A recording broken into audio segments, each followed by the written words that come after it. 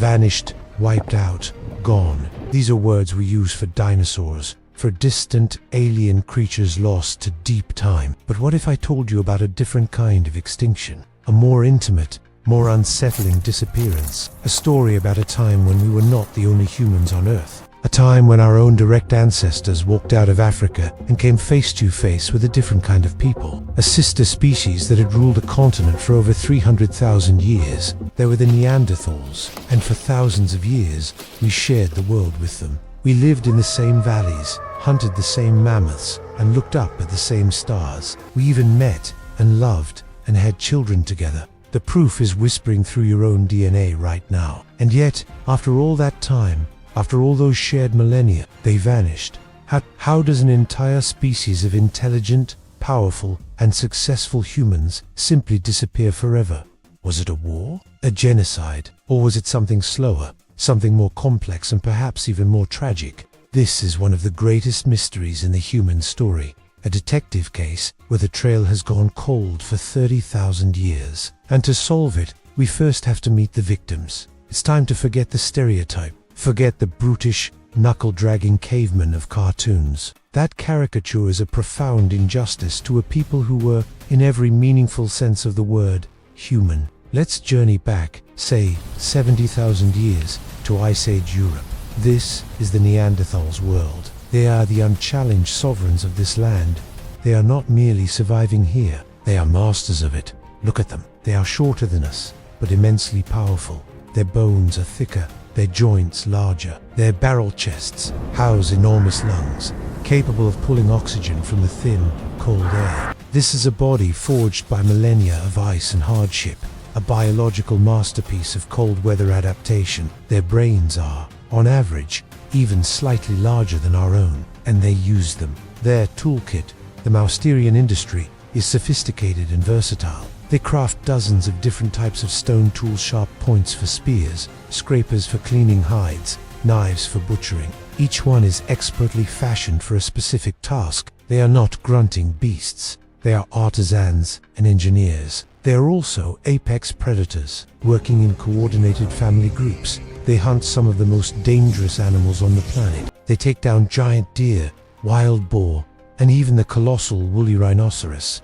This isn't a matter of luck, it's strategy. They know the land intimately. They understand animal behavior. They use the terrain to their advantage, driving prey into ambushes. The evidence is etched into their bones. Many Neanderthal skeletons show healed traumatic injuries, fractures and breaks, similar to those seen in modern rodeo riders. They lived hard, dangerous lives, but they were tough, and they looked after each other. We've found skeletons of individuals who were old or had crippling injuries, who could not possibly have survived for years without the dedicated care of their clan.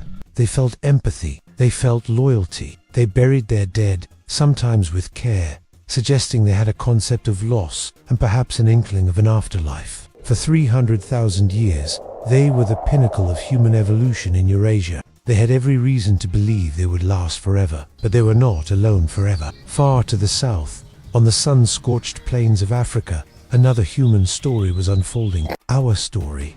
Homo Sapiens. We were a different model. Taller, leaner, with a slighter build. Compared to a Neanderthal, we would have looked gracile, almost fragile. We hadn't been forged in the crucible of the ice. We were born of the African sun, and we were restless, driven by climate change, population pressure, or just a deep-seated curiosity. We began to move. We followed the herds, we followed the rivers, and eventually we walked out of Africa and into a wider world. And this is where our story collides. Imagine the scene, a river valley somewhere in the Middle East, a natural corridor between continents, a Neanderthal hunting party, clad in thick furs, crests a ridge. They are tracking a herd of gazelles, but they stop. In the distance, by the river, is another camp, another fire, and there are people there, but they are different. They are tall, dark-skinned, with slender limbs. They carry spears, but of a different design. They move with a different kind of grace. They are strangers. They are Homo Sapiens. What would that first encounter have been like? A moment of tense, heart-pounding silence. Would they have seen each other as rivals, as enemies to be feared? Or would there have been a spark of recognition, a mutual understanding that they were looking at another kind of person, another hunter, another mind at work? We will never know the details of that first meeting, but we know it happened, and we know it wasn't a one-time event. For tens of thousands of years, in the Levant, and later in Europe, our two species lived side. The archaeological record is clear. In some caves, we find a layer of Neanderthal tools, then a layer of Homo Sapiens tools right on top, and then sometimes another Neanderthal layer. This wasn't a simple, clean replacement. It was a messy, complex overlap. And we know something else. We know it wasn't always a story of conflict. Deep in our own cells, in the genome of every non-African person on Earth today, there is a small but significant percentage, about 1 to 4% of Neanderthal DNA. There is only one way that could have happened. We didn't just meet them. We lived with them. We had children with them. Their legacy is not just in the dust of ancient caves, but inside of us. This makes the mystery of their extinction even more profound and more heartbreaking. If we were close enough to have families, what went wrong? Why are we here, and they are not? This wasn't a simple case of one species being better than another. For millennia, the two of us were locked in a delicate, shifting balance. But then, around 40,000 years ago, the balance tipped, and in the geological blink of an eye, after more than 300,000 years of success, the Neanderthals were gone. The long, lonely reign of Homo sapiens had begun. So, what was the weapon, the advantage, the catastrophe that led to their downfall? The war for survival had begun, and only one side would walk away. To understand how a balance that lasted for millennia could shatter so completely, we have to look closer at the two players. It's not a story of a brutish simpleton versus a modern genius. It's a story of two different, but equally brilliant, solutions to the problem of survival. And the devil, as they say, is in the details. Let's start with their tools. The Neanderthal toolkit, the Mousterian, was incredibly effective. Their signature move was the liver, a sophisticated method where they would meticulously prepare a core of flint, like a turtle shell, and then, with one perfectly placed strike, detach a finished tooler, spearhead, a scraper, a knife. It was efficient, reliable, and produced a damn good tool. For 300,000 years, this was the cutting edge of technology. Their tools were typically robust, multi-purpose, and made from local materials. If a Neanderthal needed a new spear point, they'd find a good chunk of flint within a few kilometers of their camp, and they would make one. It was a practical, localized economy of stone. Now, let's look at what our ancestors, the Homo sapiens arriving in Europe, were carrying. Their toolkit is known as the arena, and at first glance, the differences are subtle, but they are profound. We, too, made stone tools, but we specialized in producing long, thin, standardized blades. Think of it like this. The Neanderthal approach was like a master blacksmith forging individual heavy-duty knives. The Homo sapiens approach was more like a factory assembly line, punching out dozens of identical razor-sharp inserts from a single core. This blade technology was incredibly efficient in its use of raw material. From a single kilogram of high-quality flint, a Homo sapiens could produce many more meters of cutting edge than a Neanderthal could.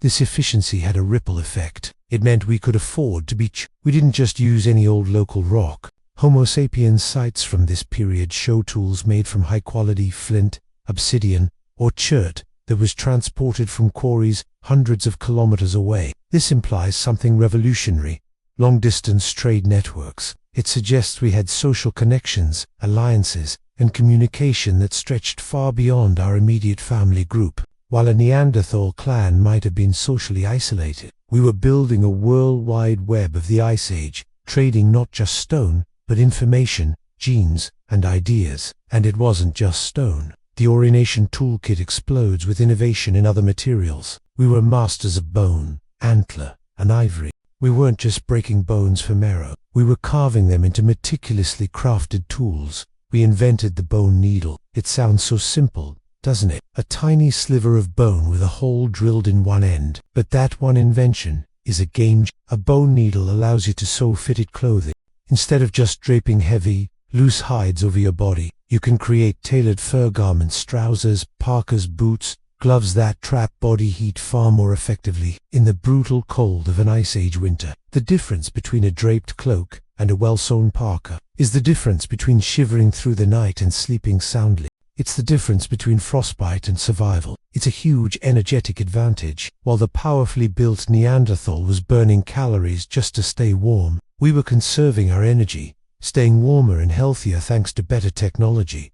And our innovations didn't stop there. We invented new ways to kill from a distance. The Neanderthal spear was a heavy, thrusting weapon. To kill a bison with it, you had to get terrifyingly close, risking life and limb in the process. We developed something new. The spear thrower, or atlatl. This was a simple but ingenious device, a stick with a hook on the end that acted as a lever, effectively extending the length of the throwing arm. An atlatl can launch a light, fletched dart with incredible velocity and accuracy over a much greater distance. Suddenly, hunting became safer and more effective. We could take down prey from 30 or 40 meters away, well outside the danger zone. We could hunt smaller, faster animals like rabbits and birds, sources of food the Neanderthals may have largely ignored. Our diet became broader and more reliable. We weren't just hunting big game, we were harvesting the entire landscape. So, you have one group, the Neanderthals, who are masters of their local environment, powerful and incredibly resilient, but perhaps technologically conservative and socially isolated.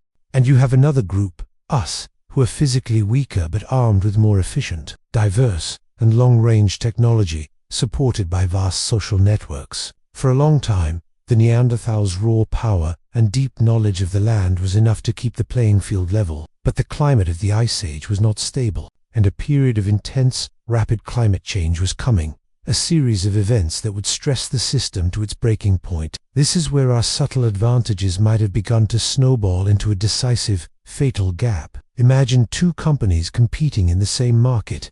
One is an old, established family business. It's strong, reliable, and knows its customers inside and out, but it does things the way they've always been done. The other is a nimble, fast-moving startup. It's not as powerful, but it's constantly innovating, networking, and adapting its strategy. For a while, they can coexist, but when a massive, unexpected market crash happens, which company is more likely to survive? The one that is more flexible, more connected, and more efficient. The coming climate catastrophes would be the ultimate market crash, and it would test both human species to their absolute limits. The war for survival wasn't just being fought with spears and stones, but with needles, networks, and new ideas. And the balance of power was beginning to shift, slowly but irreversibly. For tens of thousands of years, the two human species played out a complex dance of coexistence. The Neanderthals, with their raw power and deep-rooted knowledge of Europe, held their own against the encroaching newcomers. But the stage on which this drama was unfolding was not static. The Earth itself was a volatile and often violent character in this story. The Pleistocene was an era of wild climate swings, but around 40,000 years ago, something new began to happen. The climate didn't just get colder or warmer, it became viciously unstable. Scientists drilling deep into the Greenland, ice cores, and analyzing sediment layers from European caves have uncovered evidence of a series of extreme, rapid climate events known as Heinrich and Dansgaard-Oeschger events. Imagine a climate that could flip in the space of a single human lifetime, from a relatively mild, forested environment to a frigid, treeless, subarctic steppe. Forests would die off. The great herds of mammoths, bison, and reindeer that both humans depended on would be forced to migrate hundreds of kilometers or face starvation. The entire ecosystem, the very foundation of their existence, was being pulled out from under them. For the Neanderthals, this was a catastrophe. Their entire survival strategy was built on local mastery. They knew every cliff, every cave, every ambush point in their territory. Their social groups were small, likely isolated family clans, perfectly adapted to exploiting a specific region that they had known for generations. But what happens when that region transforms almost overnight? When the forests your ancestors hunted and disappear and are replaced by a frozen desert, their knowledge becomes obsolete. The herds they rely on vanish. Their world is turned upside down. Their strategy of being local masters, which had been a supreme advantage for 300,000 years, suddenly became a critical vulnerability. They were trapped in a failing ecosystem. Now, consider how Homo Sapiens faced the same crisis. Remember our advantages: the long-distance trade networks, the more efficient technology, the broader diet. These weren't just nice. In this new, unstable world, they were if the herds in one valley disappeared, our larger social networks meant we had connections to other groups in other valleys. Information could travel. The reindeer have moved east. A message passed along a chain of allied bands. A struggling group could call on relatives hundreds of kilometers away for support, or move to join them, while Neanderthal clans were becoming isolated islands in a sea of ecological chaos. We were maintaining our continent-spanning social safety net. Our more diverse toolkit also gave us an edge. When the big game became scarce, our ability to hunt smaller, faster, prey rabbits, birds, fish became crucial. We had invented the tools for it. We see an explosion of fishhooks, harpoons, and even evidence of nets from Homo sapiens sites of this period. We weren't just big game hunters. We were generalist foragers, able to switch our focus and exploit whatever the impoverished landscape had to offer. The Neanderthals, by contrast, seemed to have been hyper-specialized on large terrestrial mammals. When their primary food source dwindled, they had fewer fallback options. They began to starve. And there's another, more intimate factor at play: population size and structure. Genetic analysis of Neanderthal remains suggests that their populations were always small, and that local groups were highly inbred. Their total numbers across the vast expanse of Europe and Asia may never have exceeded a few tens of thousands. They were spread thin. Homo sapiens, on the other hand, arrived from Africa in greater numbers. Our populations were larger and more genetically diverse. This difference in numbers is critical. It's a simple game of mathematics, even if we weren't in direct violent conflict. Just by being more numerous and having a slightly higher birth rate or a slightly lower death rate perhaps, thanks to those warmer clothes or more reliable food sources, we would have slowly but surely squeezed them out. Imagine to plant species in a field. One is hardy but reproduces slowly. The other is slightly less hardy but produces many more seeds. Over time, the more fecund species will inevitably dominate the landscape. We were, in essence, outbreeding them. We were filling up the landscape, and with every new Homo sapiens band that moved into a valley, the world got a little bit smaller for the Neanderthals. This wasn't a war in the traditional sense, with pitched battles and invading armies. It was a war of attrition, fought on the battlefield of demographics and resource competition. Every time a Homo sapiens hunter killed a bison, it was one less bison for a Neanderthal hunter. Every cave we occupied was one less shelter for them. We were consuming the same limited resources, but our larger populations and more efficient strategies meant we were simply better at it. The evidence is heartbreaking. In the final millennia of their existence, the Neanderthal toolkit, which had remained remarkably stable for hundreds of thousands of years, begins to change. Some late Neanderthal sites showed tools that looked like clumsy imitations of Homo sapiens technology, a style called the shut. It's a point of intense debate among archaeologists. Were they learning from us, desperately trying to copy our innovations to keep up, or were they trading with us, acquiring these new tools? Either way, it paints a poignant picture of a people who knew they were falling behind, a people trying to adapt in the face of overwhelming pressure. But it was too little, too late. The cumulative weight of climate change, resource depletion, and the sheer demographic pressure of a new, more numerous human species was becoming unbearable. The Neanderthals were being pushed to the margins of the world, into refugee pockets, in places like modern-day Spain, Portugal, and Gibraltar, with their backs to the sea. The end was near. Their 300,000-year reign was entering its final, tragic chapter. This is it, the end of the line. For a people who once commanded a continent, the world has shrunk to these last, lonely refuges, pushed south and west by the relentless advance of the ice sheets from the north and the new humans from the east. The last Neanderthal populations found themselves cornered. Here, in places like Gorham's Cave in Gibraltar, they made their final stand, not against an army, but against inevitability. For a time, these coastal pockets may have been a haven. The sea offered a bounty that the frozen inland steppes no longer could. We find evidence that these last Neanderthals adapted. They hunted seals and dolphins. They harvested shellfish, evidenced by the piles of mussel shells found in their caves. They even learned to hunt birds, something they rarely did before. It's a testament to their intelligence and resilience that even at the bitter end, they were still innovating, still fighting to survive. They were not a people who gave up, but it wasn't enough. Their populations,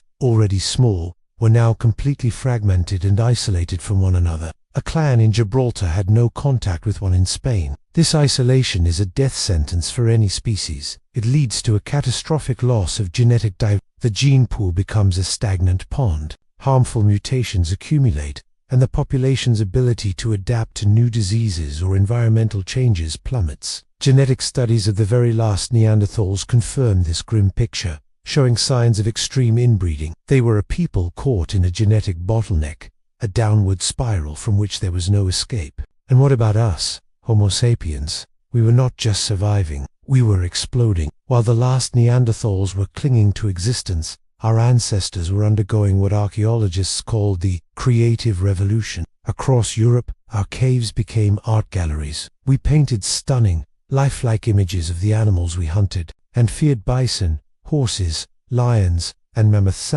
The walls of caves, like Chauvet and Las. We carved intricate Venus figurines from ivory and stone. We crafted flutes from bird bones and made music. We created elaborate jewelry from shells, teeth, and stone beads, items that spoke of personal identity, status, and a complex symbolic world. Why is this important? Because this explosion of art and symbolism is not just decoration. It's the physical manifestation of a fully modern human mind, capable of abstract thought, complex language, and shared myth. It's the glue that holds large, complex societies together. A shared story, a shared belief system, can unite thousands of individuals who have never met. It allows for cooperation on a scale never before seen. While the Neanderthal world was limited to the small, face-to-face society of the clan, we were building tribes, held together by culture. This cultural sophistication may have been our ultimate weapon. It's possible we simply had better stories, a compelling creation myth, a powerful set of social rules, a shared identity. These things can motivate people to cooperate, to take risks for the common good, and to form larger, more resilient communities. Our complex language would have allowed us to communicate information with a precision and nuance that Neanderthals may have lacked. We could discuss the past in detail, plan for a distant future, and share abstract concepts like kinship or danger. This ability to create a shared reality through language and art may have been the final, decisive advantage. So, let's piece together the final moments. Imagine you are one of the last Neanderthals. Your family is small, and you see fewer and fewer other families each year. The elders talk of a time when the herds were vast and the land was rich, but that world is gone. You were hungry more often than not. You see the others, the tall, slender people, more and more frequently. Their camps are larger, their fires brighter. You hear them at night, not just talking, but singing. You see the strange markings on their tools, the beads around their necks. They are thriving in the very world where you are failing. There might not have been a final, bloody battle. It may have been a much quieter, more desolate end. Perhaps the last Neanderthal clan was simply a group that was too old to reproduce. Perhaps it was a family wiped out by a new disease carried by the newcomers, a disease to which they had no immunity. Or perhaps, in a final act of desperation and loneliness, the last few individuals abandoned their own kind and were absorbed into a larger Homo sapiens band. A young Neanderthal woman, her own family gone, choosing to raise her children among the people who were now the masters of the world, ensuring that at least a flicker of her heritage would survive, woven into the DNA of a new humanity. And then, one day, silence. A fire in a cave in Gibraltar burns out and is never. The last Neanderthal takes their final breath, and for the first time in hundreds of thousands of years, a profound and terrible solitude descends upon the human experience. We were, at last, alone. The war for survival was over, not with a bang, but with a long, drawn-out whisper. It was a victory, but also a loss of a part of our own human family, a loss so profound we are still trying to understand it today.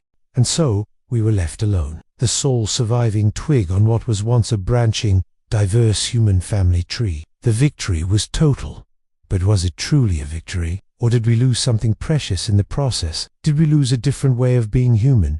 A different perspective on the world? The story of how the Neanderthals lost the war for survival isn't just an ancient history lesson. It's a mirror held up to ourselves. It forces us to ask deep and sometimes uncomfortable questions about who we are and how we got here. The clues to their disappearance: climate instability, resource competition. The arrival of a new and disruptive population sound eerily familiar, don't they? It's a pattern that Homo sapiens would repeat again and again throughout history. As we spread across the globe, we encountered and outcompeted not just other hominins, but countless species of other animals as well. The extinction of the mammoths, the giant sloths of the Americas, the massive marsupials of Australia all coincide suspiciously with our arrival. It seems that being outcompeted by Homo sapiens is a common fate for those who share a world with us. The Neanderthal story was not an exception. It was the first chapter, but their story isn't entirely over. They did not vanish without a trace. They left one final, ghostly legacy,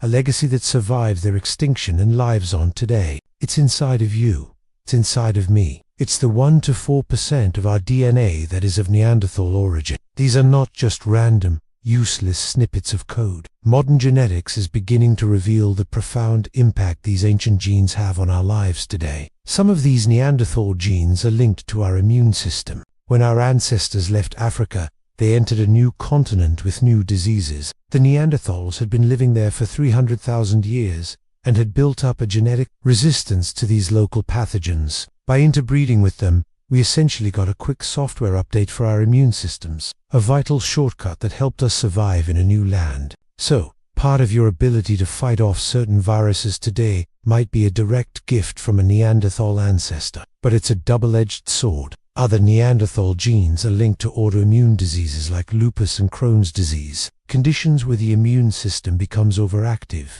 A gene that was helpful in a pathogen-rich Ice Age environment can become a liability in our modern, sanitized world. We also see Neanderthal variants linked to blood clotting. This would have been incredibly useful for a hunter-gatherer, allowing wounds to seal quickly after an injury from a wild animal. But today, in a world where we live much longer, those same genes can increase the risk of dangerous blood clots, leading to strokes and heart attacks. The legacy continues. Other genes influence our skin and hair, affecting how we react to ultraviolet radiation from the sun. Some are linked to our sleep patterns, our mood, and even our susceptibility to addiction. It's a strange and intimate inheritance. We won the war for survival, but we carry the ghosts of the vanquished within our very cells. They are a part of us, a constant reminder that the line between us and them was never as clear as we once thought. This brings us back to the central, haunting question: why did we succeed where they failed? Perhaps, in the end, it wasn't about being stronger or even smarter in a conventional sense.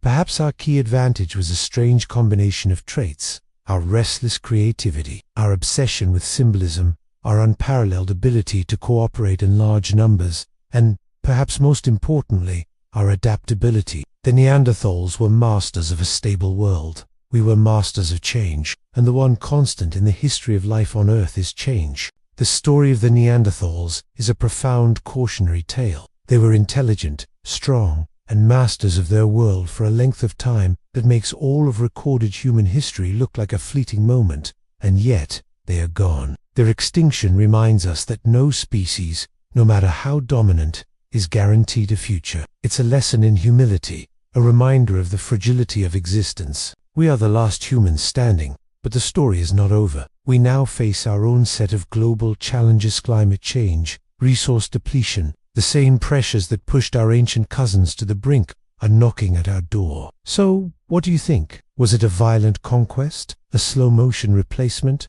or a tragic love story written in our DNA? What part of this ancient human drama resonates most with you? I'd genuinely love to read your thoughts and theories in the comments section below. Let's continue the conversation. If this journey into our deep past has sparked your curiosity, please show your support by giving this video a like, and be sure to subscribe to the channel so you want to miss our next exploration into the mysteries of our world. Thank you for spending this time with us. The story of the Neanderthals is a somber one, but it's also a story of resilience, of love, and of a legacy that has, in a strange way, achieved a kind of immortality inside of us. It reminds us that we are all part of one long, unbroken human story. Be kind to each other, stay curious, and never forget the deep and complex journey that brought us all here.